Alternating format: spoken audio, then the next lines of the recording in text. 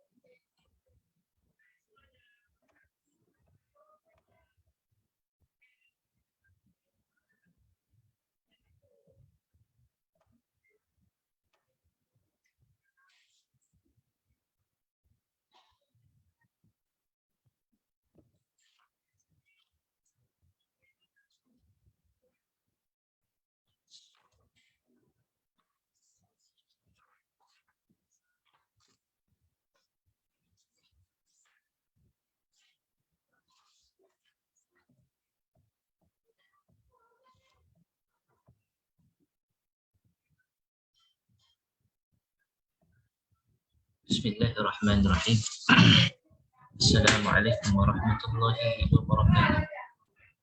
Innal hamdalillah wassalatu wassalamu ala Rasulillah wa ala alihi wa ashabihi wa man nasara wa man walah.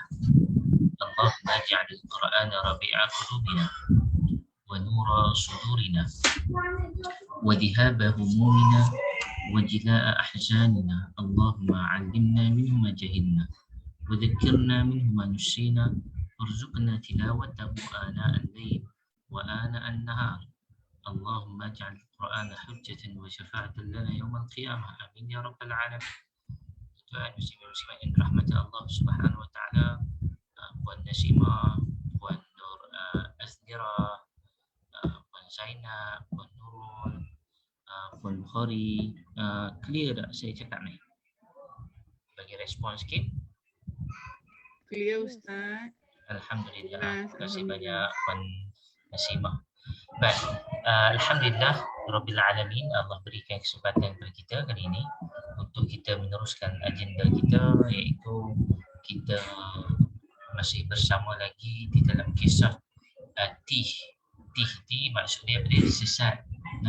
Sesat apa? Bani Israel disesatkan oleh Allah Subhanahu wa taala. Yatihu fil ard, mereka sesat cari jalan keluar tak jumpa. Pimai-pimai tangtuh. Pimai-pimai tangtuh. Dan kita telah pun menghabiskan itu beberapa ayat daripada surah Al-Ma'idah, bermula daripada ayat 20. Bermula pada sebelum itu ada ayat 19. Yang mana Nabi Musa AS, kita tahu cerita tentang Nabi Musa AS adalah di antara cerita yang terpanjang dalam Al-Quran. Nabi Musa AS, jika kita meneliti akan surah ini, akan cerita Nabi Musa AS, kita akan nampak bahawa cerita Nabi Musa AS adalah cerita yang sungguh panjang. Adalah cerita yang sungguh panjang, disebabkan cerita Nabi Musa, Allah Subhanahu Wa Taala telah cerai-ceraikan dalam surah-surah yang berbeza untuk kita sama-sama melihat apakah tujuan Allah Subhanahu Wa Taala meletakkan. Di antaranya ialah kisah-kisah ini mengikut tema yang Allah Subhanahu Wa Taala telah letakkan di dalam Al-Quran, di dalam surah-surah yang tertentu. Baik, tuan muslimin muslimat yang dirahmati Allah Subhanahu Wa Taala sekalian, insya-Allah apa yang boleh kita tengok pada hari ini adalah sambungan pada kisah apabila Nabi Musa AS bersama dengan Bani Israel. Kita tahu sebelum ini Nabi Musa menyelamatkan Bani Israel daripada ditimpakan satu azab atas dunia apabila mereka diselamatkan oleh Nabi Musa AS. Diselamatkan, Bani Israel ni diselamatkan oleh Nabi Musa AS daripada conquer ataupun daripada pemerintahan yang jabbar, pemerintahan yang memaksa pada zaman Firaun di Mesir. Kemudian diselamatkan oleh Nabi Musa AS melalui Laut Merah. Mereka melintasi Laut Merah dan mereka sampai ke Tursina. Kalau kita tengok peta Tursina ni, dia satu kawasan yang sangat luas. Di antara yang memisahkan Tursina ni duduk tengah-tengah, yang memisahkan di antara Mesir dan memisahkan dengan tanah Syam dan Hijaz. Dengan kata lain, Mesir sekarang kalau kita tengok peta di sebelah kiri adalah negara Mesir, yang mana Mesir sekarang kalau ikutkan di dalam kontinen mana berada dalam kontinen Afrika. Maksudnya Mesir ni bukan negara Asia, tetapi Mesir adalah di kalangan negara Afrika. Kalau tuan-tuan tak tahu, tengok bola, negara Mesir, kelayakan Piala Dunia termasuk dalam negara Afrika. Muhammad Salah. So Mesir adalah Afrika. Cuma nak sampai kepada Palestin dan Syam, Jordan, maka dia terpisah dengan satu kawasan di antara, kalau kita melihat Laut Merah naik atas, Tusal Suez yang menghalus itu, di sana ada laluan iaitu Laut Merah. Laut Merah nak sampai ke sebelah sana kena melalui kawasan padang pasir, iaitu kawasan Sinai, ya, dinamakan Tur Sina, ataupun panggil Tur Sinai, yang kita panggil sekarang Sinai. Ya, Sinai ini adalah kawasan yang kering kontang, padang pasir. Kawasan yang kering kontang, padang pasir, tidak ada kehidupan padanya. Kehidupan yang dimaksudkan yang ada hanyalah kaktus, yang ada hanyalah pokok-pokok yang mungkin wujud di padang pasir yang sangat jarang ada di tempat lain. Dan ia adalah kawasan yang orang pun tak nak hidup kalau ikutkan. Orang pun tak nak hidup kalau diikutkan. Maka ia adalah kawasan yang panas, musim panas lagilah panas, nak cari sumber air susah, nak cari makanan susah. Itulah Tur Sina. Maka Nabi Musa AS menyelamatkan daripada Mesir, mereka sampai ke Tur Sina. Nak sampai kepada Palestin, Tur Sina duduk tengah-tengah. Nak sampai kepada Baitul Maqdis, mereka mau tak mau wajib kena lalu Tur Sina.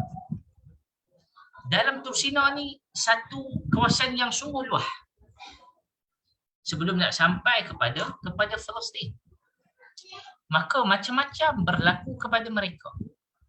Allah Subhanahu Wa Taala uji mereka, dan sebelum tu mereka menguji Nabi mereka. Mereka menguji Nabi Musa alaihissalam.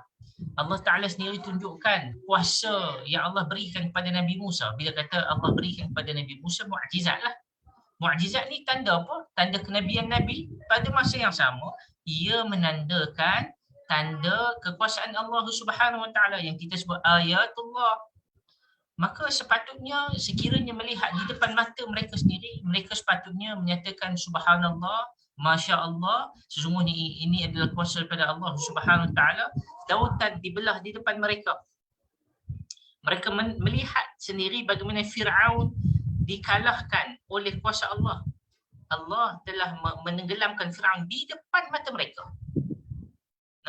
Dan mereka kalau kita tengok, Allah Subhanahu Wa Taala sebelumnya memberikan panduan kepada Nabi Musa alaihissalam untuk dikhabarkan kepada mereka, maka Allah Subhanahu Wa Taala telah menyatakan tanah Palestin adalah untuk mereka.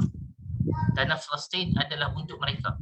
Selagi mana mereka beriman, selagi mana mereka tidak buat fahsya wal munkar, selagi mana mereka menyembah Allah Subhanahu Wa Taala, itu adalah tanah untuk mereka. Tetapi kalau mereka melanggar itu tidak layak lagi untuk mereka.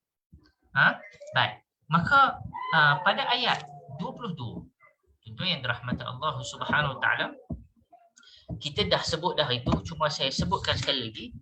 Nabi Musa alaihissalam dalam ayat 22 ni, qalu ya Musa inna fina qauman jabbarin wa inna lan nadkhulaha hatta yakhruju minha fa in yakhruju minha fa inna dakhilun. Apabila Nabi Musa alaihissalam mengkhabarkan berita daripada Allah untuk memberikan arahan kepada mereka, kalau kamu nak tanah Palestin, kita kena masuk ke Palestin, kita akan duduk di tanah Palestin. Maka apa reaksi mereka? Mereka kata, wahai Musa, inna fina qauman jabbarin, inna fiha qauman jabbarin. Musa, dekat negara tu ada satu kaum yang sangat gagah perkasa. wa inna lan nadkhulaha, sesungguhnya kami tidak akan masuk ke tempat tersebut yang mana kaum itu ada, hatta yakhruju minha, melainkan mereka keluar daripada tanah tersebut dengan sukarela mereka. Fa in yakhruju, sekiranya mereka keluar, fa inna dakhilun, kami akan masuk. Selagi mana mereka ada dekat dalam tu, kami tak akan masuk. Macam mana mereka boleh tahu, tuan-tuan yang dirahmati Allah, bahawa di sana ada satu kaum jabbarin, ada satu kaum yang gagah perkasa? Berdasarkan firman Allah Subhanahu wa taala dalam surah Al-Maidah, kita tahu mereka ada 12 suku ataupun 12 suku yang ada daripada anak-anak Nabi Yaqub alaihissalam. Kita tahu anak Nabi Yaqub semua ada 12 orang, maka 12 itu adalah suku bagi Bani Israel. Maka dalam surah Al-Maidah kita tahu apabila Allah Subhanahu wa taala menyebut wa ba'athna minhum 12 naqaba, Allah Subhanahu wa taala kata kami telah mengutuskan daripada mereka ada 12 apa? 12 naqib.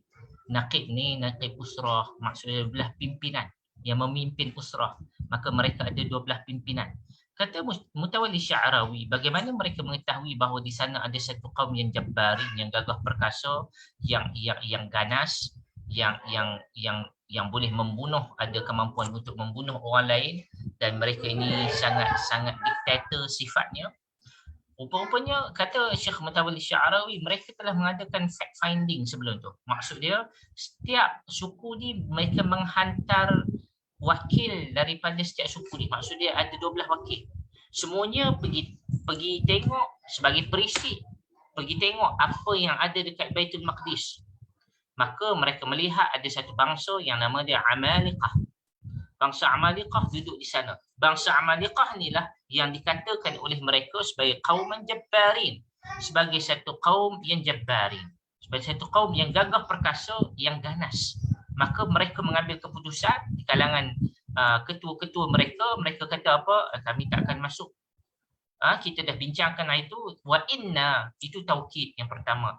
Lan ni tidak sampai hari kiamat, sampai bila selagi mana kami hidup.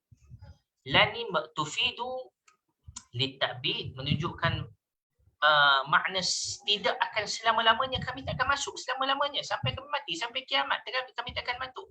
Kami tak akan masuk. Wa inna, sesungguhnya. Maksudnya di sini ada dua taukid, ada dua penekanan. Maksudnya memang mereka tak nak masuk sungguh-sungguh. Mereka tak nak masuk sungguh-sungguh. Hatta yakhruju minha, sehingga orang yang diktator ini, yang ganas ini, mereka sendiri akan keluar. Maksudnya apa dia? Mereka ni penakut betul. Mereka memang tak akan keluar. Mereka tak akan masuk selagi mana mereka tu tak akan keluar. Tuan-tuan, sampai bila nak pergi tunggu macam tu? Tuan-tuan, kaum jabbarin ni ada dah waktu sekarang, tuan-tuan. Ada kaum jabbarin waktu sekarang. Tuan-tuan, ingat pada tahun 2007. Tak silap saya 2007. Tuan-tuan ingat seorang wanita Mesir yang memakai jilbab, memakai tudung, yang duduk di Germany, yang duduk di negara Jerman, yang bernama Marwa Sherbini. Terus saya teringat tadi ada satu kes Marwa Sherbini tahun 2007 kalau tidak silap saya, dibunuh di hadapan hakim oleh seorang ni, dia orang Poland tetapi berbangsa Yahudi. Dia bunuh kawan ni di hadapan hakim mahkamah dan di hadapan suami dia dengan lebih kurang dalam berbelas tikaman. Ketika mana seorang hamba Allah ni, yang Yahudi ni, nama dia dikenali sebagai Alex, dia kacau muslimat ni bermain dengan anak dia dekat taman dekat Dresden, Germany. Dresden ni kat mana tuan-tuan? Dresden ni dia di hujung Jerman, di sebelah selatan, atas sikit daripada Munich. Atas sikit pada Munich tu Dresden. Dia dah masuk nak dekat ke negara Poland dengan Republic Czech. Maka dekat situ kawasan Dresden ni rupanya ramai di kalangan bangsa Yahudi yang berada di sana. So dia orang tak boleh tengok orang yang pakai tudung ni waktu sekarang, wallahu taala alam. maka mereka kata engkau pakai tudung tak layak untuk main kat sini. Tetapi Marwah Syarbini dia tahu dia ada hak dia sebagai human right, manusia biasa atas dasar kemanusiaan. Semua orang mempunyai hak dan akses yang sama terhadap apa-apa sahaja harta awam. Tetapi Alex ni tak puas hati. Maka Alex ni kutuk-kutuk dia, tarik tudung dia, melontarkan kata-kata yang penuh dengan kekejian dan kehinaan, sehingga kan Marwah Syarbini bawa kes ni ke polis. Maka dia dibicarakan Alex ni kerana menyerang Marwah Syarbini di tempat awam yang tidak sepatutnya dilakukan. Dan apabila dibicarakan di Mahkamah Dresden, kita pun terkejut macam mana Alex ni dia boleh bawa senjata, dan apabila disabitkan kesalahan, dia dah disabitkan kesalahan, dia geram, dia pergi terus dia terpa Marwah Syarbini di dalam mahkamah, di hadapan hakim, ditikam sehingga mati. Maksudnya bukanlah mati serta-merta, tapi tak berapa lama selepas tu meninggal dia, Marwah Syarbini, di hadapan suami dia sendiri. Suami dia tak dapat nak buat apa-apa sebab suami dia berada di dalam mahkamah, mungkin jauh sikit pada isteri dia yang berada di kandang. Saya tak pastilah keadaan dia macam mana, tapi dekat dengan Alex ni lah. Maka itulah yang terjadi. Kaum macam ni, Jabbarin ni ada tak tuan? Ada. Kalau dulu Bani Israel mengatakan bahawa mereka takut nak masuk ke dalam ke dalam Baitul Maqdis kerana ada kaum Jabbarin, tapi kita tengok waktu sekarang mereka takut dengan diri mereka sendiri apabila mereka memagarkan diri mereka daripada dibenarkan mereka yang lain untuk masuk ke dalam tanah Baitul Maqdis. Betapa mereka sangat-sangat, orang kata, takut terhadap diri mereka. Kalau kita tengok kaum Jabbarin, Allah Ta'ala kata kaum yang jabbar. Perkataan Al-Jabbar ni kalau ada alif lam kat sini, Jabbarin, yang ni secara umum merujuk pada mereka ni ganas yang bersifat negatif. Adapun Al-Jabbar, kalau ada perkataan alif lam Al-Jabbar, ia bermaksud Allah yang maha perkasa. Bila kata Allah yang maha perkasa dan Allah yang maha memaksa, paksa Allah adakah sama dengan paksa manusia? Tak sama. Paksa Allah itu berbeza. Contoh dia, Allah menyuruh kita, itu pun memberikan kita pilihan. Allah mewajibkan itu dengan kata lain, Allah Subhanahu Taala memberikan kita satu bentuk, kita katakan, saya tak ikut paksaan untuk kita buat apa? Untuk kita melakukan salat. Atas dunia tak terimalah, di hari akhirat nanti terima. Cumanya nak sebut kepada kita, Allah, apabila Allah ni paksa untuk kita buat sesuatu, Allah Ta'ala nak kita salat 5 waktu sehari semalam, maka paksaan Allah ini adalah dengan bertujuan untuk memberikan kebaikan dan kebajikan kepada manusia. Yang tu sifat Allah Subhanahu Wa Ta'ala. Maksudnya Allah Jabbar dalam keadaan yang positif. Maksud dia di sebalik benda yang kita melihat negatifnya pada pandangan mata kita, tetapi ia tidak bagi Allah Subhanahu Taala. Sifat itu adalah sifat yang selayaknya bagi Allah. Adapun Jabbarin adalah satu sifat yang Jabbarin nakirah, dia bukan ma'rifah, dia tak ada alif lam. Maka ia adalah gambaran kepada ia sifat yang dinisbahkan kepada manusia, sifat yang tidak layak bagi manusia. Dia digambarkan sebagai sifat keji, Jabbarin, sifat keji. Yang mana sifat keji ni, kalau orang Yahudi mengatakan ataupun Bani Israel kata dekat mereka Jabbarin, sekarang kalau kita melihat, ia adalah terbalik. Siapa yang Jabbarin? Yang Jabbarin ialah orang Yahudi sekarang. Apabila mereka menyatakan bahawa mereka hanya mempunyai hak, mereka hanya senya mempunyai hak ke atas tanah Palestin, Baitul Maqdis, maka kita tengok sifat Yahudi sekarang ada pada kaum Jabbar bin Amalik ni. Sebab mereka tak suka tanah mereka ni, bukanlah tanah mereka, tetapi tanah yang mereka jajah.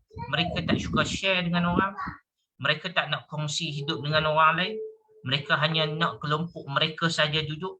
Dan ini adalah mindsetting yang ada pada orang Yahudi sekarang. Sebab mereka tidak suka berkongsi.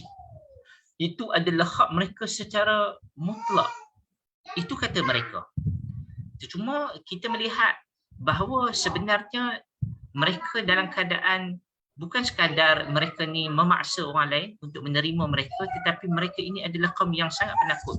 Apabila mereka menyatakan wa inna lan nadkhulaha, sesungguhnya kami tidak akan masuk sampai bila-bila, sehinggalah mereka keluar baru kami masuk. Ini menunjukkan sifat mereka yang sangat pengecut. Sifat mereka kali ini sangat pengecut. Sebelum ini Allah minta melalui Nabi Musa AS supaya mereka masuk ke dalam Baitul Maqdis, dua orang lelaki. Sekejap kita akan tengok yang meminta, yang menyatakan kesediaan untuk masuk. Baik, tapi mereka ni menggambarkan kepada kita bahawa ini adalah sifat yang ada pada Bani Israel yang ada pada waktu ini, yang kita panggil dengan gelaran Al-Yahud. Kalau kita tengok hadis Nabi SAW menceritakan tentang betapa sifat betinanya mereka, maksudnya betapa penakutnya mereka ini, Yahudi akhir zaman. Nabi SAW kata apa? La taqumus sa'ah hatta tuqatilul yahuda. Hadis riwayat Al-Bukhari. Tidak akan berlaku hari kiamat, dan kita berada di hampir-hampir di hujung umur dunia. Kita berada di hari kiamat, maksudnya di akhir-akhir umur dunia, di hujung nak sampai pada hari kiamat, hari kita sekarang. La taqumus sa'ah, tidak akan terjadinya kiamat itu, sehinggalah kita pada satu hari nanti kita akan berperang, tuqatilul yahud, kita akan berperang dengan orang Yahudi. Hatta yaqul al-hajaru wara' al-yahud, sehingga kan mereka ni apabila perang mereka lari bersembunyi di belakang hajar, di belakang batu-batu dan di belakang pokok-pokok. Dalam hadis yang lain berkata yakhtafi bainal hajar wasyajar, mereka bersembunyi di belakang batu dan mereka bersembunyi di belakang pokok-pokok. Ketika mana mereka bersembunyi di belakang pokok, rupanya Allah Subhanahu wa taala nak tunjuk kepada kita nanti akan berlaku apabila pokok itu yaqulul hajar. Kat sini dia kata yaqulul hajar, dan berkata batu. Dalam riwayat yang lain yaqulul syajar, dan berkata pokok, ya muslim, ya abdullah, wahai orang muslim, wahai Abdullah, hadza yahudiyun, ni di sebalik aku ni ada orang Yahudi. Warai faqtulhu, ta'al faqtulhu, kamu datang sini bunuh dia. Tentu yang dirahmati Allah. Hadis ni nak tunjukkan kepada kita dia, orang Yahudi memang sifat dia penakut. Siapa yang kata ni tuan-tuan? Bukan kita yang kata, tetapi yang pertama Allah sendiri yang menggambarkan kepada kita.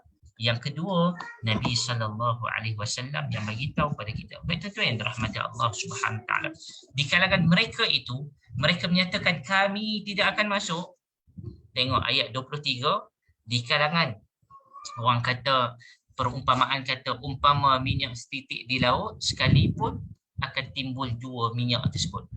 Maksudnya kalau kapal mana, lautan ikan besar, laut ikan besar, lautan ikan besar, kalaulah kita tertumpah minyak, kan, dia takkan tenggelam punya, dia akan ada sampai, orang kata sifat minyak ni pastinya akan timbul dekat permukaan. Samalah di kalangan orang Yahudi, seteruk-teruk mereka, ada juga orang yang mulia di kalangan mereka.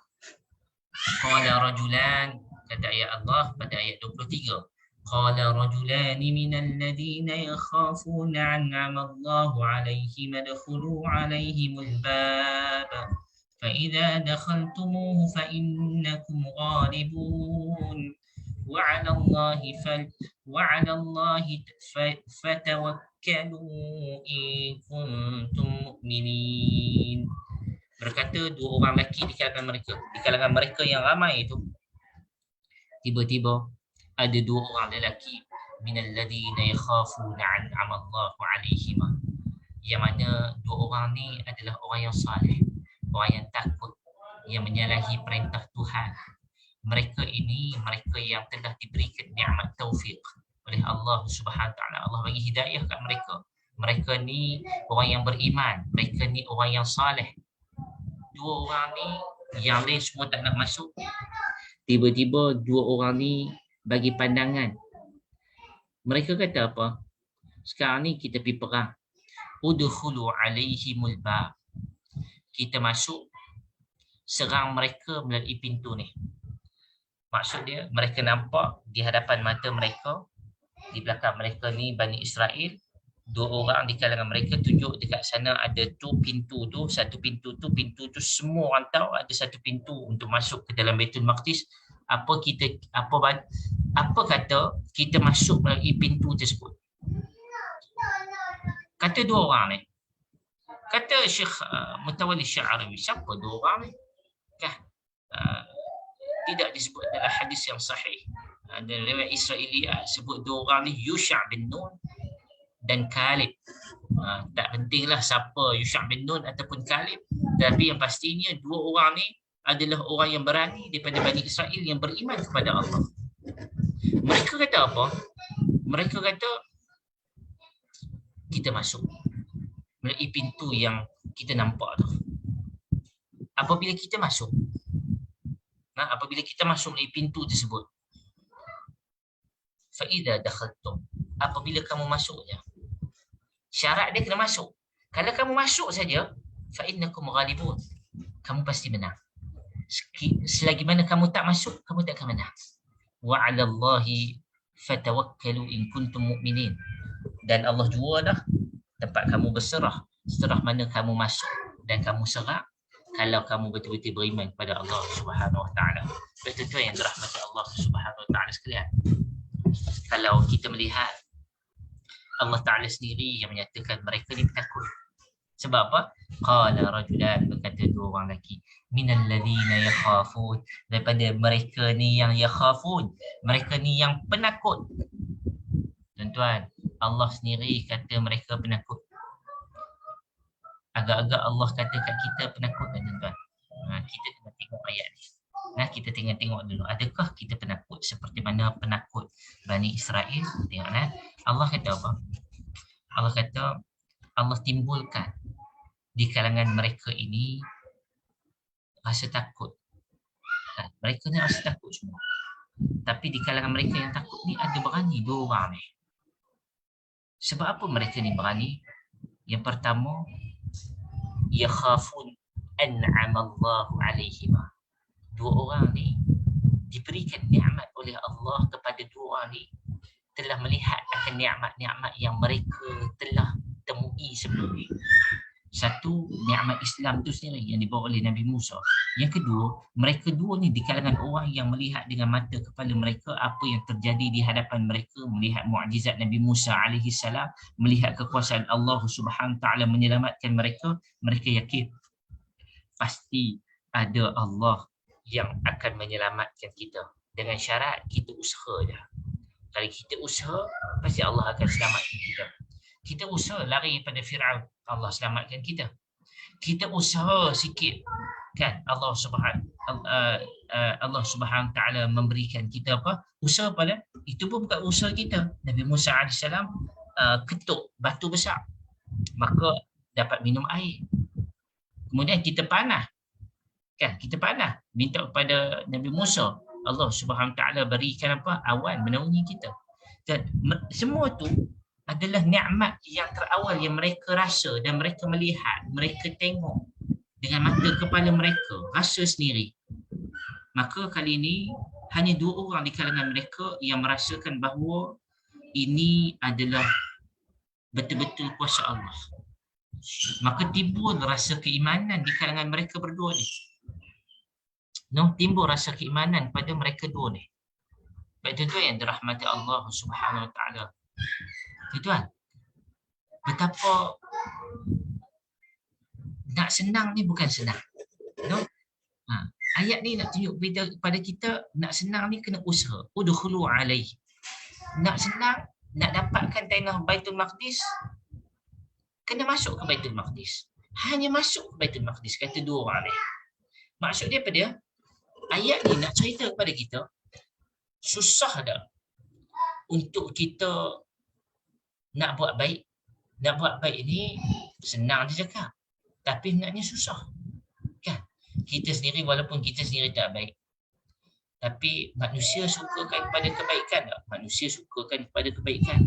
Di antara kebaikan ni ialah apa? Di antara kebaikannya ialah mengakui keimanan kepada Allah Subhanahu Wa Taala. Di antara kebaikan ialah apa? Di antara kebaikan ialah kita nak bagi tahu kata janganlah kita takut. Kita masuk, Allah Taala akan backup kita. Allah Taala akan memberikan kemenangan kepada kita.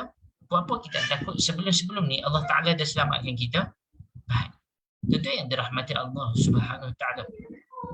Ini adalah di antara yang Allah nak cerita kepada kita untuk kita buat sesuatu benda untuk mendapatkan sesuatu. Di akhirnya kita perlu korbankan sesuatu. Kita perlu lakukan sesuatu.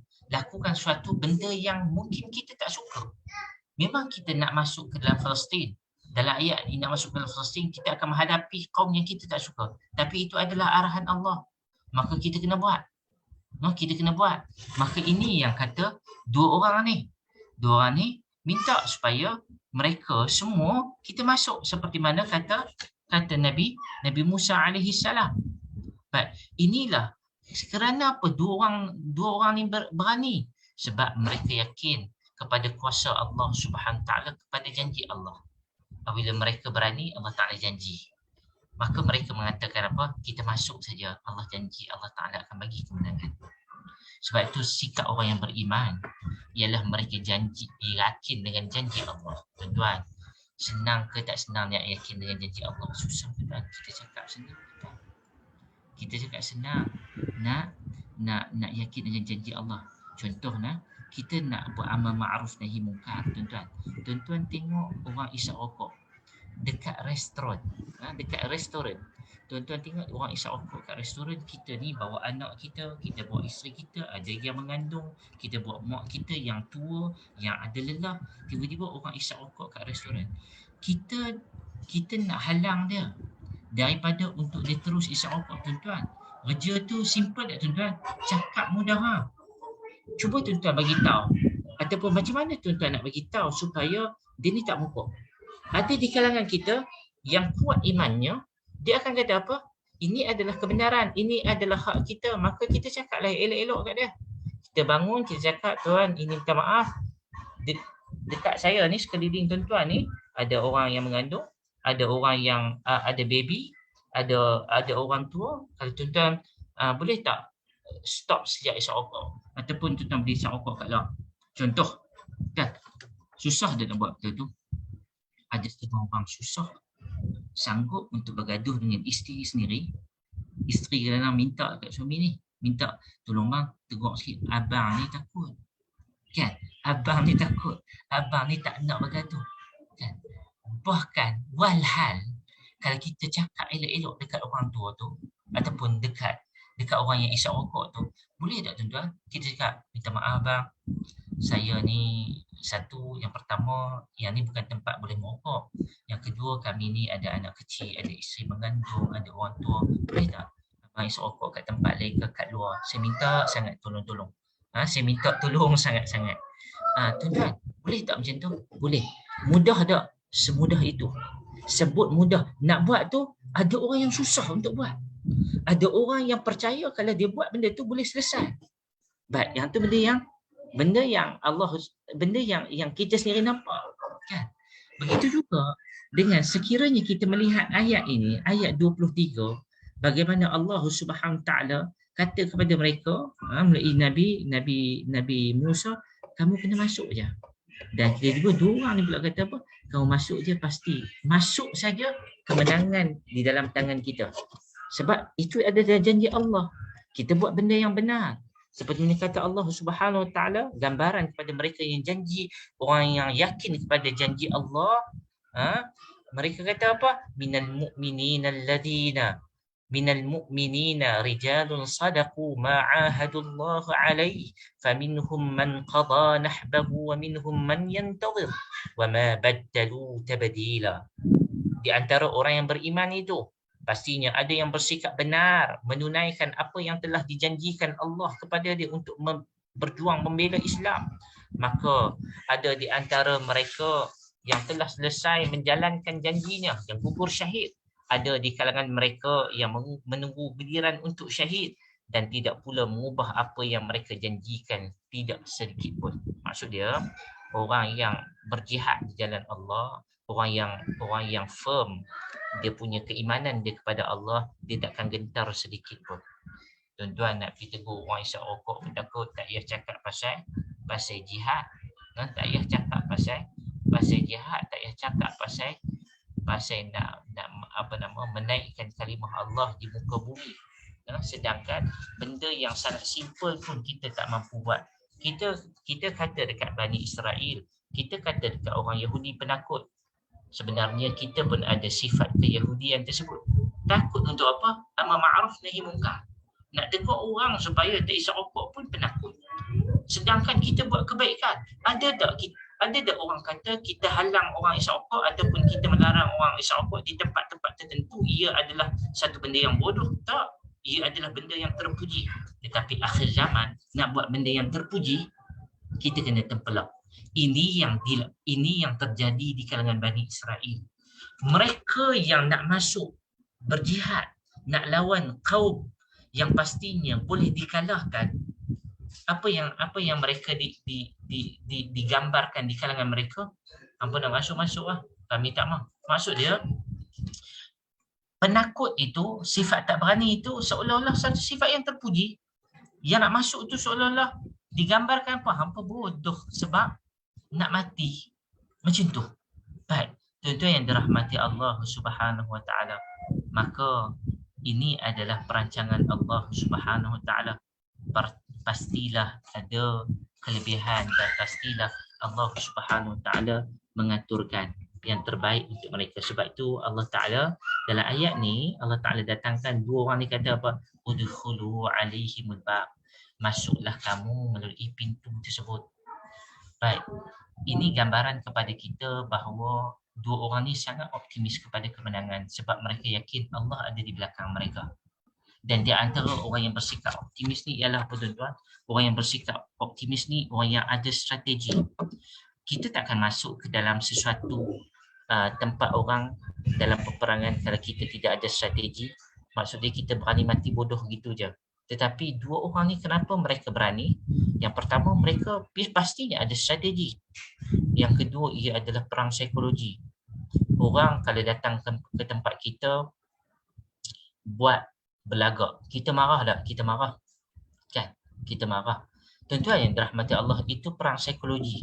Kalau orang menjajah kita, kan? Orang jajah kita tapi dia buat sombong. Dia buat garang.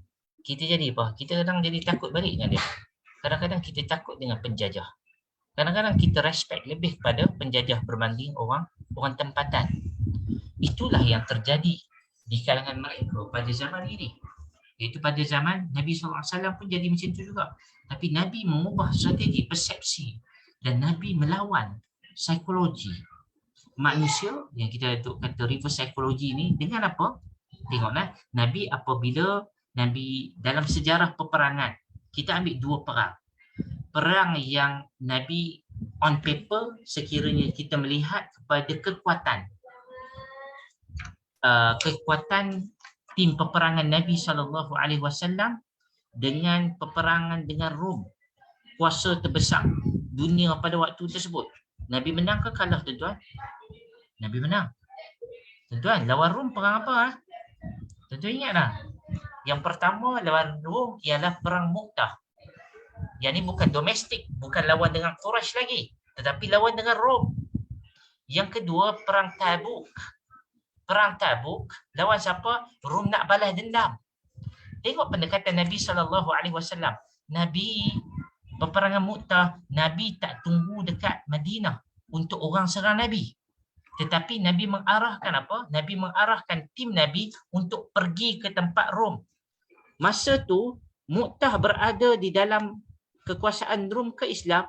Tak, masa tu Mu'tah di bawah kekuasaan Al-Ghassani. Ghassani di bawah kuasa Rom pada waktu tersebut. Di bawah kuasa Rom. Nabi SAW kata apa? Kita pergi serang dekat tempat mereka. Nak tunjuk kata kita ni lagi padu pada mereka. Satu. Dan peperangan tersebut kita menang tak? Kita menang, tuan-tuan. Tuan-tuan ingat tak peperangan tersebut, peperangan Mu'tah, orang Islam berapa ribu, tuan-tuan? Orang Islam 3,000. Peperangan yang diketuai oleh Zaid bin Harithah kemudian syahid. Kemudian Ja'far At-Tayyar kemudian syahid. Kemudian Abdullah bin Ar-Rawahah kemudian syahid. Kemudian diganti oleh Khalid ibn Al-Walid dan menang. Berapa ribu tentera, tuan-tuan? 3,000 tentera Islam lawan 200,000 tentera Rom pada waktu tu. Nisbah dia seorang lawan 70 orang. Menang tak menang? Menang, tuan-tuan. Sebab strategi. Yang kedua, perang Tabuk. Perang Tabuk, Rom kata apa? Kami nak serang Madinah. Apa kata Nabi SAW sebelum kami nak serang? Nabi SAW hantar surat dulu. Kami nak serang Rom. Maka mereka menuju ke mana? Mereka nak menuju ke kawasan Rom, ke kawasan Syam di atas. Kawasan Syria. Mereka last kali bertemu di Tabuk. Tabuk lebih kurang dalam 600 km daripada Madinah. Maksud dia, Nabi tak benarkan masuk ke kawasan dia. Nabi nak kita masuk ke kawasan mereka. Ini adalah strategi. Kalau kita dalam perang, apabila kita sendiri yang mengisytiharkan kita masuk, bermakna apa? Dia ni berani sungguh. Dia ni berani sungguh. Apa yang ada pada dia sehingga dia berani? Kan? Tengok ketika mana Rom isytiharkan apa? Kami nak pergi serang Madinah. Nabi kata apa? Kita serang mereka dulu.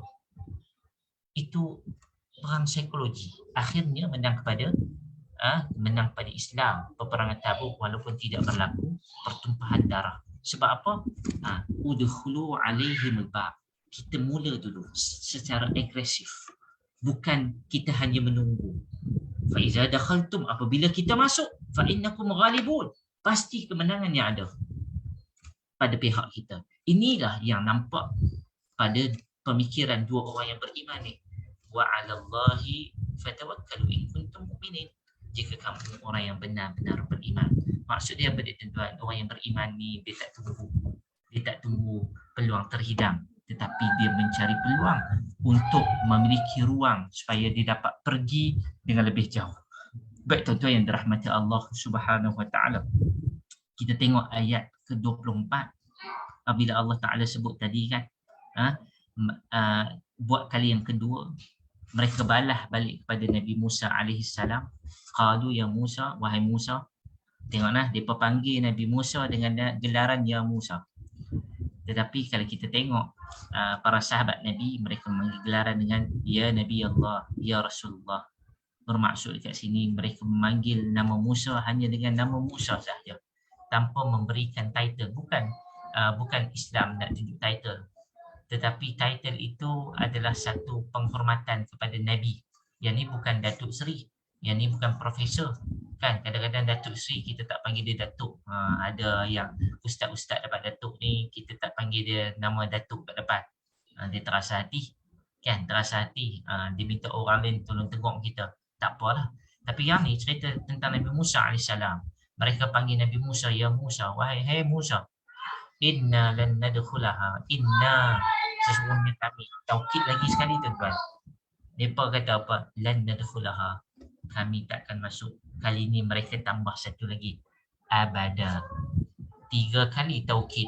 3 kali penegasan mereka. Sesungguhnya kami. Inna satu. Lan, tidak akan sampai bila-bila. Nadkhulaha, masuk ke dalam tu. Abada, selama-lamanya. 3 kali mereka kata. Dan ini kali yang kedua mereka menekankan kepada Musa AS. Korang ajak betul mereka. Sebab Nabi Musa berjuang untuk bersama-sama dengan mereka untuk mendapatkan kebajikan untuk mereka. Tetapi mereka nak kebajikan mereka, tak nak berjuang. Nak orang lain berjuang untuk mereka. Tuan-tuan, busuknya hati mereka, tuan-tuan.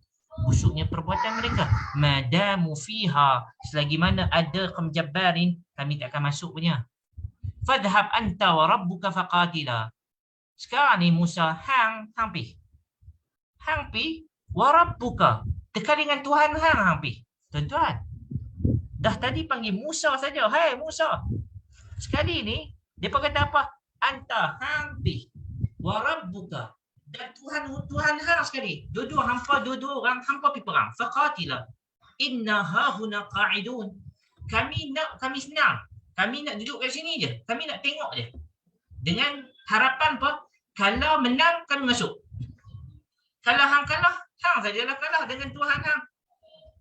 Tuan-tuan yang dirahmati Allah Subhanahu Wa Taala. Ayat ini kata Syekh Muhammad Sya'rawi adalah ayat confirmation. Confirm. Mereka ni very coward. Mereka ni sangat apa? Sangat pengecut. Confirm ayat ini menunjukkan mereka ini sangat kurang ajar. Confirm ayat ini menunjukkan kepada kita bahawa mereka ni cakap akhirnya tidak ada alasan yang kukuh untuk mereka nak tolak supaya mereka tak nak masuk ke dalam Palestin. Confirm bahawa mereka tidak ada alasan kukuh, melainkan mereka last kali menggunakan ayat yang menyakitkan hati. Kalau orang yang ada hujah, dia akan susun ayat dia elok. Kalau orang yang tidak ada hujah, dia akan keluar perkataan-perkataan yang tidak baik. Sebab itu yang dirahmati Allah Subhanahu Wa Taala. Ada tak manusia macam ni sekarang, tuan-tuan? Ada tak? Dia nak dalam dunia ni benda untuk dia mudah dia, usaha tak mau, tapi barang nak. Kan? Ramai tak sekarang ni, tuan-tuan? Ramai. Duit nak tak? Duit nak. Tapi kerja tak mau. Kan? Duit nak tapi kerja tak mau. Nak duit banyak tapi nak kerja mudah. Maka wujudlah sekarang ni skamer-skamer yang ada di pasaran. Nak duit mudah. Tuan-tuan, skamer ni semua mereka ni ambil sikap siapa? Walaupun orang Yahudi tidak ada di Malaysia sebagai contoh, tetapi sifat keyahudian tu ada di Malaysia. So kita katakan apa? Yahudi is everywhere. Orang Yahudi ni ada rata-rata. Sebab tu kalau orang yang skamer-skamer ni, mereka ni kita katakan apa? Dia ni memang Yahudi sebenarnya. Kan? Nama dia, sifat Yahudi walaupun nama dia nama Melayu. Melayudi. Melayudi. Baik, itu yang dirahmati Allah Subhanahu Wa Taala. So Allah nak gambarkan kepada kita, tentu yang dirahmati Allah Subhanahu Wa Taala, bahawa sifat ini bukan hanya ada pada orang Yahudi, tetapi sifat keyahudian ini ada pada semua orang. No, ada pada semua orang. Baik, kita tengok pada ayat yang ke-25, tuan-tuan yang dirahmati Allah Subhanahu Wa Taala, apabila mereka kurang ajar dengan Nabi Musa alaihi salam, mereka cakap lebih kurang dengan Nabi Musa alaihi salam, confirm mereka ni penakut, confirm mereka ni kurang ajar, confirm bahawa mereka ni tidak ada alasan yang kukuh, melainkan mereka memberikan alasan yang sungguh bodoh dan menunjukkan yang mereka ni sangat bodoh. Itu yang dirahmati Allah. Ayat 25, apa kata Nabi Musa AS? Qala rabbi inni la amliku illa nafsi wa akhi fafruqa bainana wa bainal qaumil fasiqin. Kata Nabi Musa tak kata kepada mereka, tetapi Nabi Musa bermunajat kepada Allah Subhanahu Wa Taala. Nabi Musa kata apa? Qala rabbi inni, wahai Allah, sesungguhnya aku la amliku illa nafsi. Aku tidak dapat menguasai mereka. Aku tak dapat nak convince mereka. Aku tak dapat nak meyakinkan mereka. Aku tak dapat nak control mereka. Mereka out of my control. Illa nafsi. Kecuali aku hanya ada diri aku untuk aku buat apa yang aku mampu. Begitu juga wa akhi, dan saudaraku. Siapa saudara Musa alaihissalam, tuan-tuan? Nabi Harun alaihissalam. Nabi Musa nak gambarkan kepada kita bahawa sekarang ni yang boleh harap aku dengan Harun saja, abang aku je. Aku minta, ya Allah, fafruq bainana. Ya Allah, pisahkan kami. Kami ini pisahkan daripada mereka, qaumil fasiqin. Baik, tuan-tuan yang dirahmati Allah Subhanahu Wa Taala, Nabi Musa alaihissalam akhirnya minta kepada Allah. Baik, ayat Nabi Musa apa dia? Fafruq, pisahkan kami. Faraqa, kan? Farqal bahra, bahraini yaltaqiyan.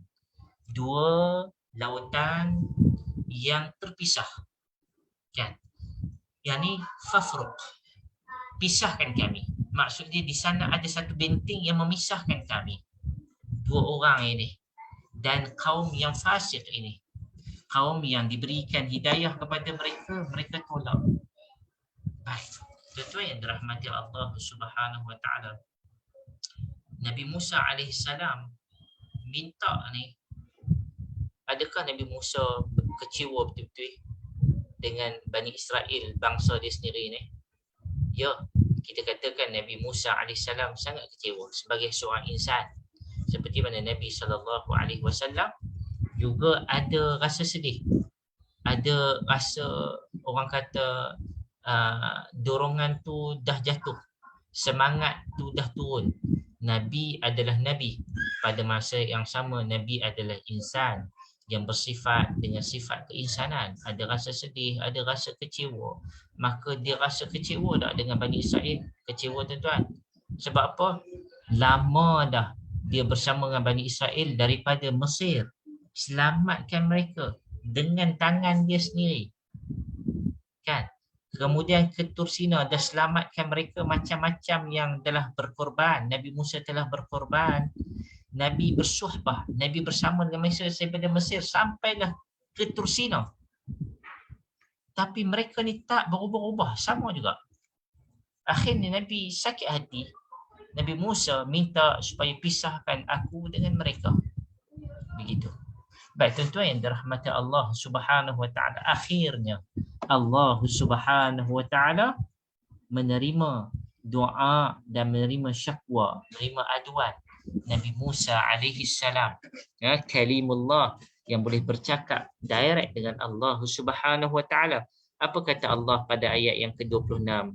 Qala fa innaha muharram qala fa innaha muharramatun alaihim 40 sanah yatihuna fil ard fala ta'sa 'alal qaumil fasiqin.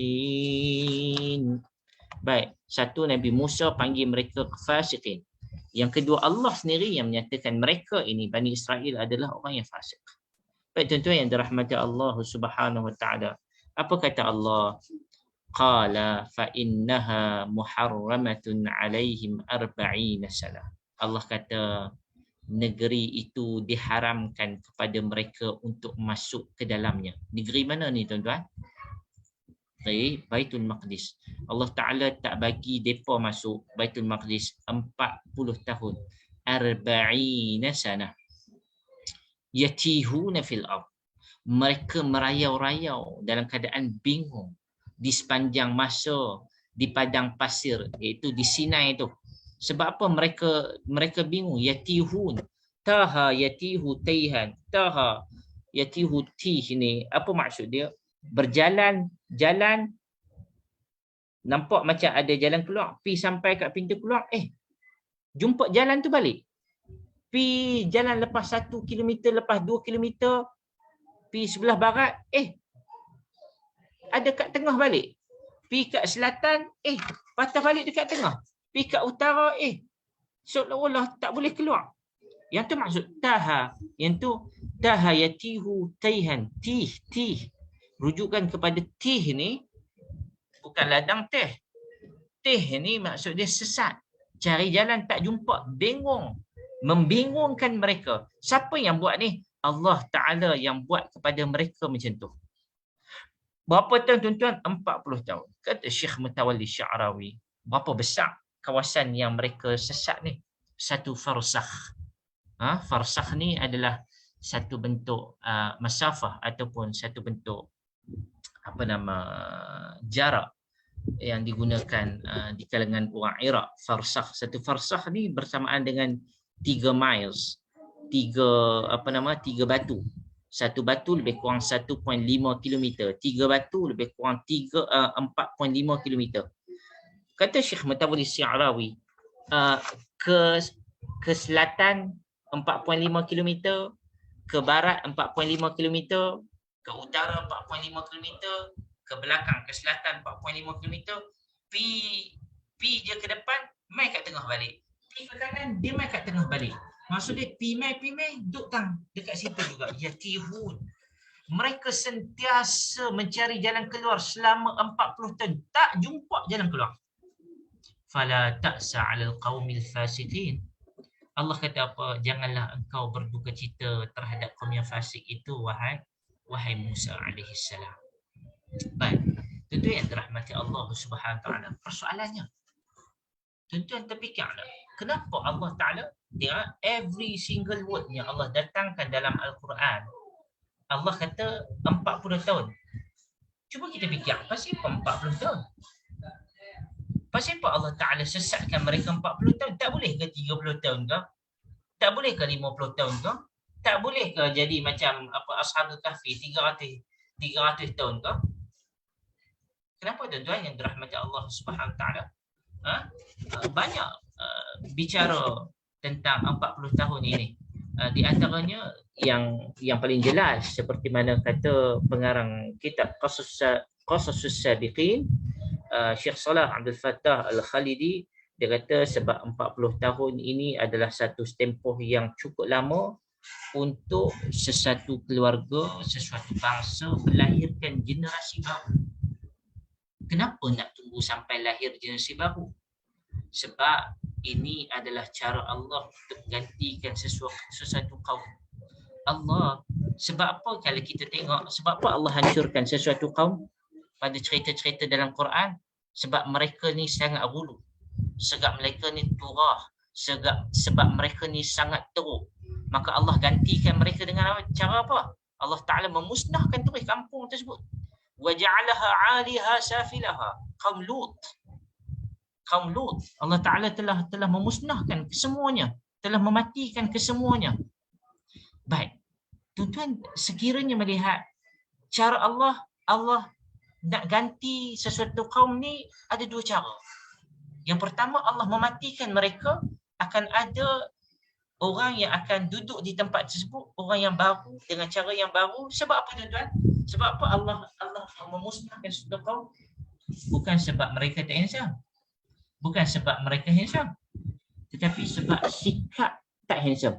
Sikap mereka yang tak handsome. Maksud dia, innallaha la yanzuru ila ajsamikum. Nabi dah beritahu Allah Ta'ala tak tengok kepada jasad kita, kepada fizikal kita. Walakin Allah yanzuru ila qulubikum. Tapi Allah melihat kepada hati kita. Begitu juga dengan mereka. Daripada hati itu lahirnya tasarrufat, lahirnya akhlak-akhlak, lahirnya perbuatan-perbuatan.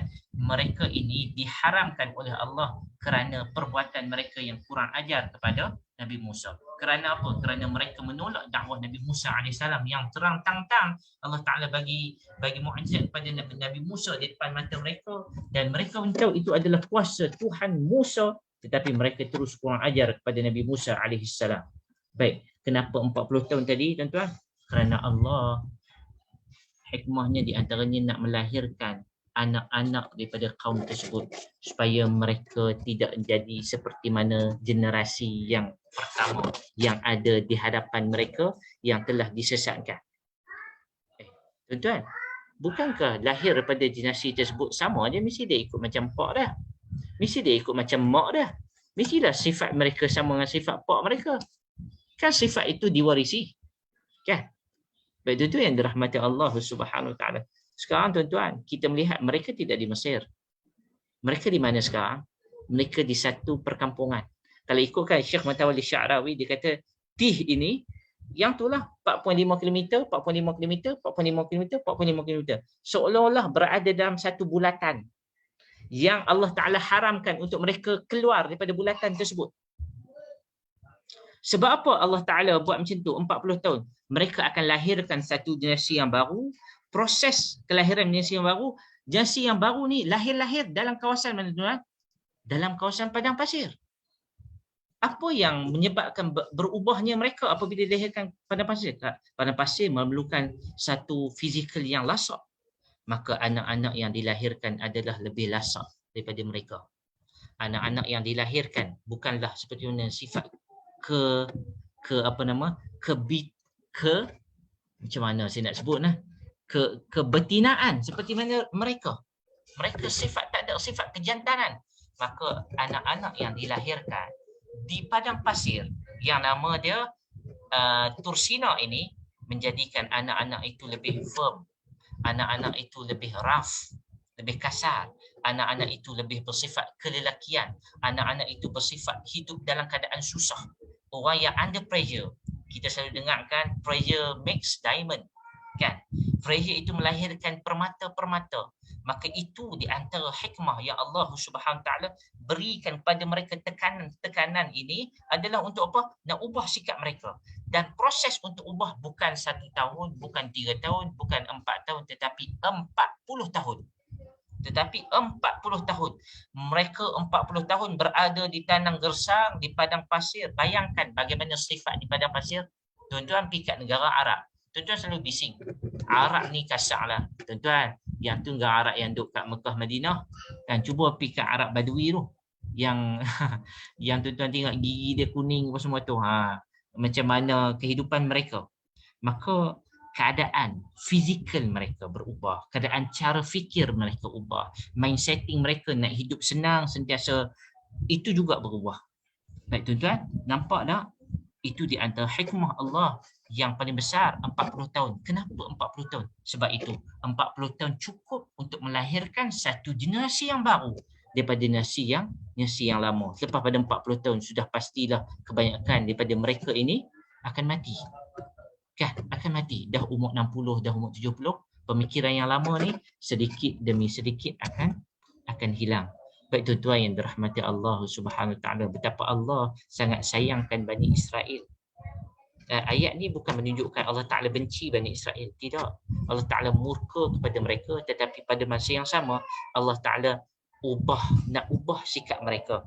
Dengan Allah Subhanahu Taala buat apa? Mereka sesat dalam satu kawasan 4.5 km, 4.5 km, 4.5 km di sekelilingnya. Tuan-tuan yang dirahmati Allah Subhanahu Taala, mereka sesungguhnya sekiranya kita melihat mereka ini berada di dalam penjara.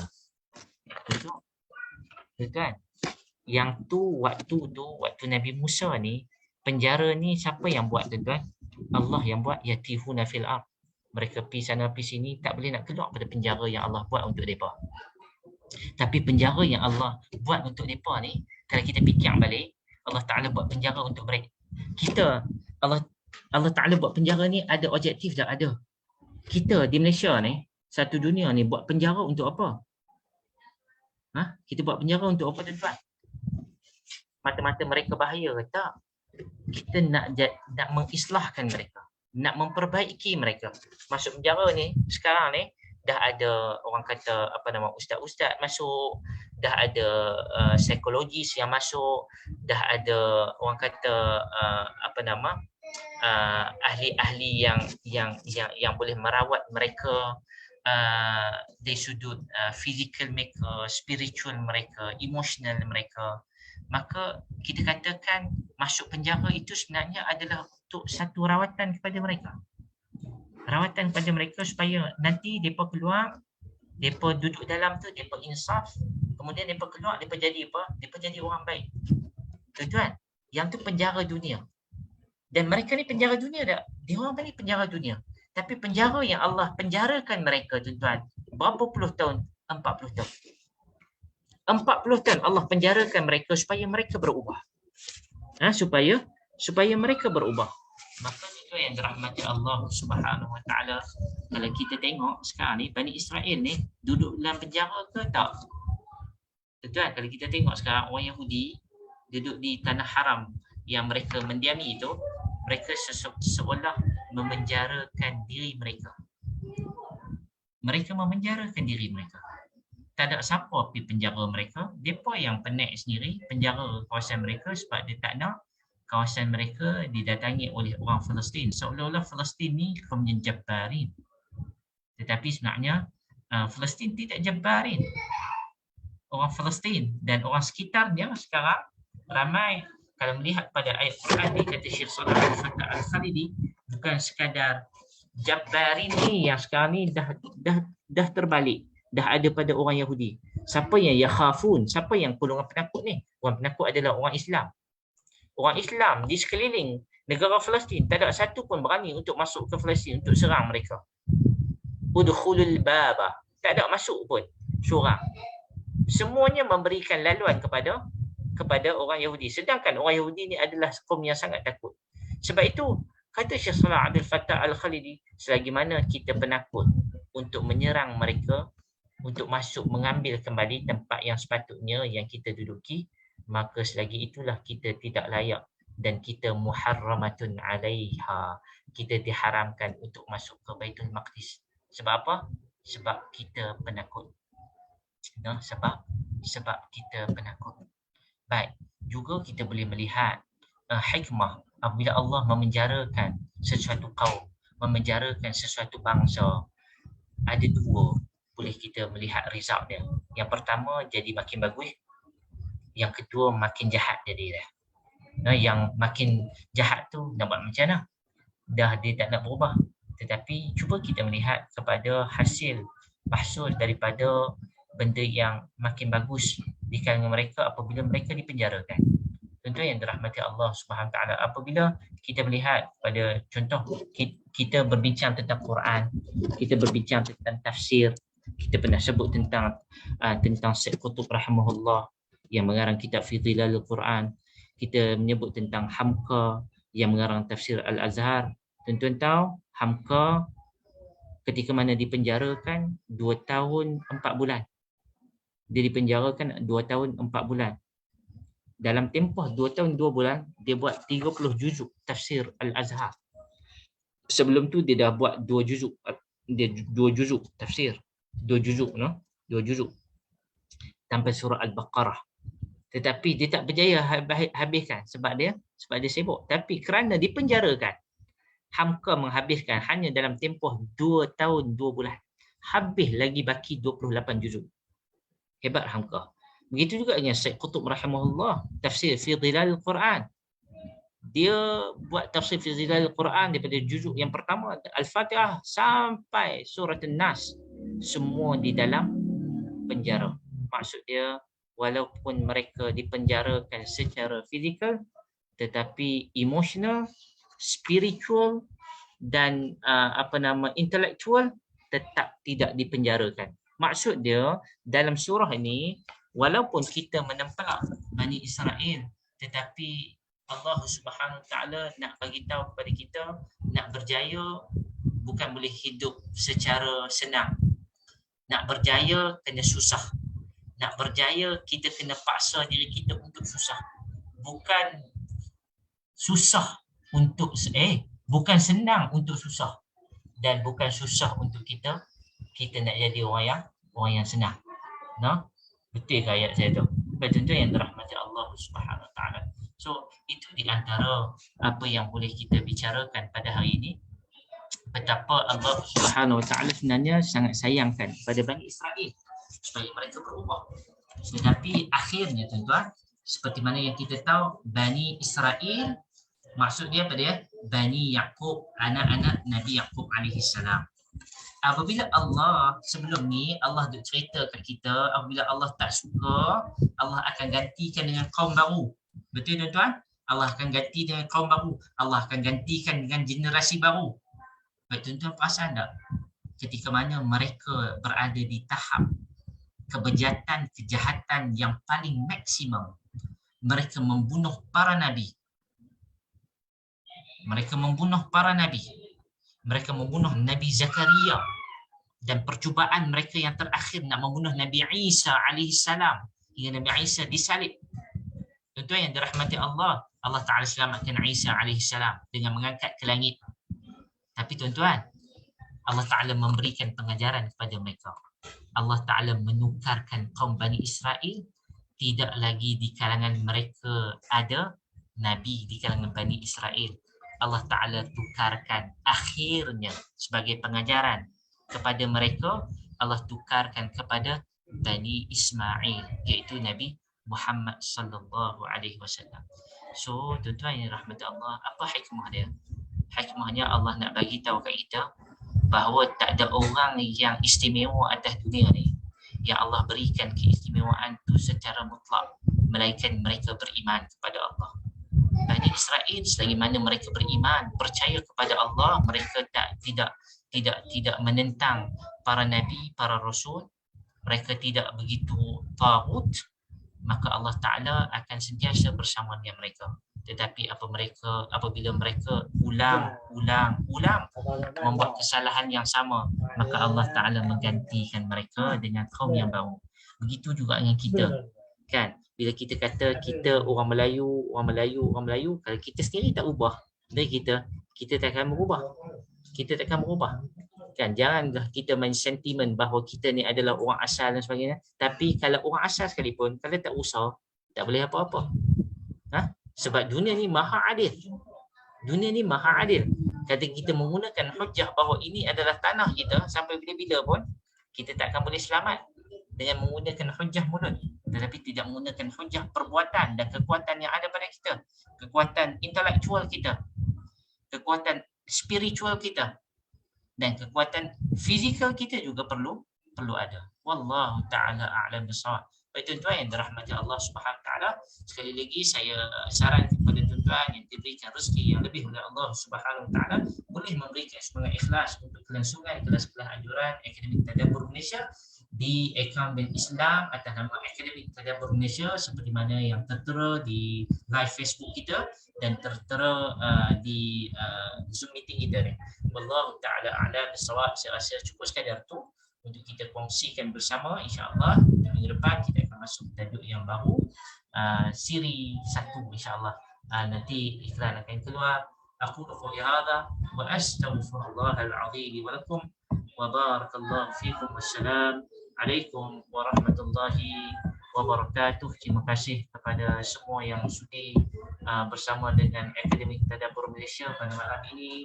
Kita bersama dengan CEO Maryam Dalila, Puan Fatihah